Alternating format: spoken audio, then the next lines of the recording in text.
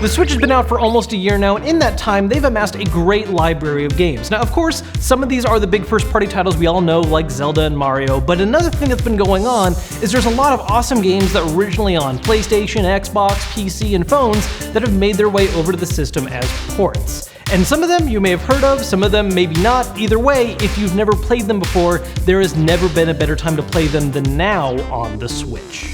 First on the list is a game that really needs no introduction. It's been a huge hit since it came out back in 2015, and that's Rocket League. Combining cars and soccer to create this really insane multiplayer game where you have teams of 3 going against each other, even though it always seems like there's really only one guy in each team that knows what they're doing. But either way, it ends up being fun for everyone. Now, if you like playing your Switch in dock mode a lot, you might be wondering whether or not this is really worth it, because honestly, compared to other systems, all you're getting is lower resolution and sometimes frame dips. But that's not why Rocket League is amazing on the Switch. The reason it's amazing is because handheld, 60 frames, crossplay.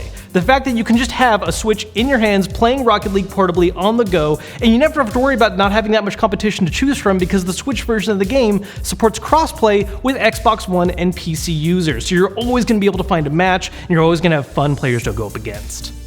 Next up on the list is Enter the Gungeon, a top-down roguelike shooter that, just like Rocket League, has been on a bunch of systems before, but the Switch is its first foray into handhelds, which make an absolute perfect fit for it. And honestly, it makes me wonder why we don't have more roguelikes on the system yet, because it works so well for the genre. I mean, the entire idea is that you're just doing the same thing over and over and over again, but with randomized elements, trying to do your best to get as far as you can. And being able to do that on the go, where you can just make attempts whenever and wherever you like, is just so fun. Add on to the fact the game does have local 2-player support, and you can do that portably as well thanks to the Switch's unique design, and there's just been no better way to experience this game till now. Now, before we move on to the next item on this list, I want to address one elephant in the room, and that's the fact that Skyrim is not on this list. Now, don't get me wrong, being able to play Skyrim on the go is awesome, but it loses out just due to the fact that on the Switch, you will never be able to experience this. Moving on to number 3 is another game that I have probably talked about way too much on this channel, but doesn't change the fact that you should absolutely play this on the Switch if you haven't yet, and that's Shovel Knight. Shovel Knight is an amazing love letter to the 2D platforming genre, not just because it does a good job of paying tribute to the conventions of it, but because in and of itself, it's just one of the best games to execute the formula. And it's not just one game, but 3 so far, with a 4th one on the way in 2018. Now, as for why it's best to play on the Switch, well, not only do you have the ability to play it handheld or on the go, you can do co-op on the go as well, and it's pretty obvious Nintendo loves the game because, well, it has its own amiibo, with 3 more coming too. 4th up is one of my absolute favorite indie games from 2016. If you missed out on it last year or the year before, now is the time to play it on the Switch, and that's Oxenfree.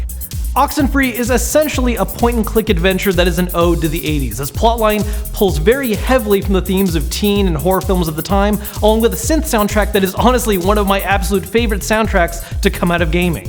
It's best experienced playing in a nice dark room where you're nice and cozy, and while the game has been made available portably before via phones, the screen size never really did the game justice like you would get from, say, a PS4 or a PC. So the Switch is giving you that perfectly happy medium. You're able to play portably with a larger screen, or if you want to hook it up to your TV docked, you can do that too. Either way, it makes for an excellent experience.